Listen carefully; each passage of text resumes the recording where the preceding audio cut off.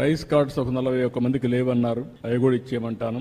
Aadhaar cards, Aadhaar authentication 61 మంది చేయలేదన్నారు, అది కూడా చేయమంటాను.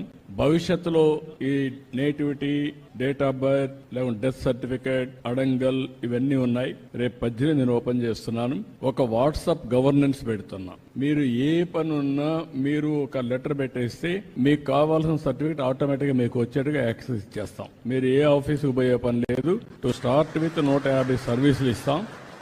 ఆ తర్వాత సర్వీసులు పెంచుకుంటా పోతాం. ఫైనల్ గా ఎక్కడ ఆఫీసుకు పోయే పని లేకుండా మీరు చేస్తా ఉంటే టెక్నాలజీలో నేను దాన్ని కరెక్ట్ చేసుకొని ఆర్టిఫిషియల్ ఇంటెలిజెన్స్ ఒకవేళ రేపు రాబోయే రోజు అది కూడా చేస్తున్నా, వర్కౌట్ చేస్తున్నా, కొంచెం టైం పడుతుంది.